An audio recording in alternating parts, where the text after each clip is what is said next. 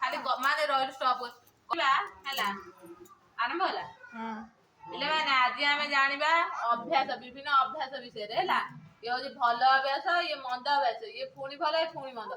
ଆନି ତୁ ସକାଳୁ ଉଠି ଏମିତି ଠାକୁରଙ୍କ ପ୍ରାର୍ଥନା କରୁଛୁ ଇଏ ହଉଛି ଭଲ ଅଭ୍ୟାସ। ଖୁବ୍ ସକାଳୁ ନିଦରୁ ଉଠି ଠାକୁରଙ୍କୁ ପ୍ରାର୍ଥନା କରିବା। ଆମେ ସକାଳୁ ଉଠି ଠାକୁରଙ୍କୁ କେମିତି ହାତ ଯୋଡ଼ିବା ଏମିତି ହାତ ଯୋଡ଼ିବା ସେମିତି।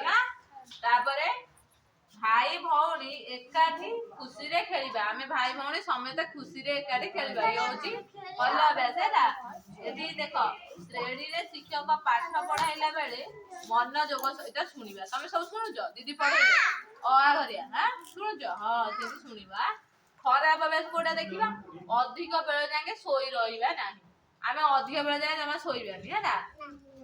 ତାପରେ ସାନ ଭାଇ ଭଉଣୀକୁ ମାରଧର କରିବା ନାହିଁ। ତମେ ତମ ସାନ ଭଉଣୀ ମାର ନା ଗେହ୍ଲା କର ହେଲା।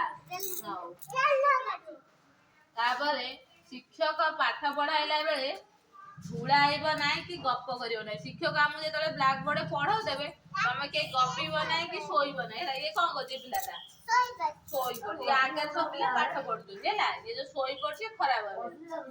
ତାପରେ ଭଲ ଅଭ୍ୟାସ ହଉଛି ଗାଧୋଇ ପାଧୋଇ ସଫା ସୁତୁରା ହୋଇ ଭଲ କରି ମୁଣ୍ଡ କୁଣ୍ଡାଇବା। ତୁ ଗାଧେଇ ପାଧେଇ ଯାଇଛୁ ନା ନାଇଁ ଆନି ମୁଣ୍ଡ କୁଣ୍ଡେଇଛୁ କ୍ଲିପ ଲଗେଇଛୁ ତୁ ବି ମୁଣ୍ଡ ଟିକିଲି ଲଗେଇଛୁ ସେମିତି ସବୁବେଳେ ଗାଧେଇ ପାଧେଇ ସଫା ସୁତୁରା ହୋଇ ଭଲ କରି ମୁଣ୍ଡକୁ କୁଣ୍ଡାଇବ।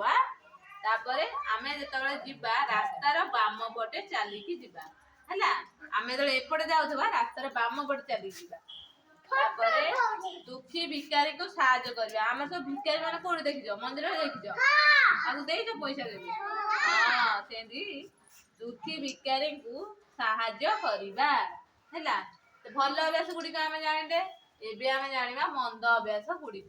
ମନ୍ଦ ଅଭ୍ୟାସ ହଉଛି ଅଳିଆ ଅସନା ହୋଇ ମୁଣ୍ଡକୁ ଆଲୁରା କରିବା ନାହିଁ। ଇଏ ପିଲାଟା କଣ କରୁଛି ଗାଧେଇ ପାଧେଇନି ମୁଣ୍ଡକୁ କେମିତି ଅଲୁରା କରୁଛି। ଇଏ କଣ କରୁଛି ମୁଣ୍ଡକୁ ସାଇଜ କରି କୁଣ୍ଡେଇଛି ନା ନାଇଁ। ଏଇଟା ହଉଛି ମନ୍ଦ ଅଭ୍ୟାସ ଅଳିଆ ଅସନା ହୋଇ ମୁଣ୍ଡକୁ ଆଲୁରା କରିବା ନାହିଁ। ତାପରେ ରାସ୍ତାର ଡାହାଣ ପଟେ ଯିବ ନାହିଁ। ଏଇ ଦେଖ ଇଏ ପିଲାମାନେ ରାସ୍ତାର ବାମ ପଟେ ଚାଲି ଯାଉଛନ୍ତି କିନ୍ତୁ ଇଏ ରାସ୍ତାର ଡାହାଣ ପଟେ ଯାଉଛନ୍ତି ସେଥିପାଇଁ ଧକ୍କା ହୋଇପାରେ। ତାପରେ ମଜା କରିବା ପାଇଁ ସେଟା ପଡେ ମଜା କରିବା ପାଇଁ ଭିକାରୀ ବା ପାଗଳଙ୍କୁ କଷ୍ଟ ଦେବ ନାହିଁ। ଏଇ ତମେ ମଜା ଥଟା କରିବା ବୋଲି ଭିକାରୀ ପାଗଳ ପିଲାଙ୍କୁ ଜମା ମାରିବ ନାହିଁ ହେଲା। ଆ ଭିତରେ ମତେ କହିଲ ଏ ପିଲାଟା ସକାଳୁ ଉଠି କଣ କରୁଛି ନିଦରୁ ଉଠି ଠାକୁରଙ୍କୁ ପ୍ରାର୍ଥନା କରୁଛି। ଇଏ ଭଲ ଅଭ୍ୟାସ ନା ଖରାପ ଅଭ୍ୟାସ? ଭଲ ଅଭ୍ୟାସ। ତାପରେ ଇଏ ପିଲାଟା କଣ କରୁଛି ତା ଭାଇକି ମାରୁଛି। ଭଲ ଅଭ୍ୟାସ ନା ଖରାପ? ଖରାପ ଅଭ୍ୟାସ। ତାପରେ ଇଏ ଦି ଜଣ ଝିଅ ପିଲା ରାସ୍ତାର ବାମ ପଟେ ଯାଉଛନ୍ତି। ଭଲ ଅଭ୍ୟାସ ନା ଖରାପ ଅଭ୍ୟାସ? ଭଲ ଅଭ୍ୟାସ।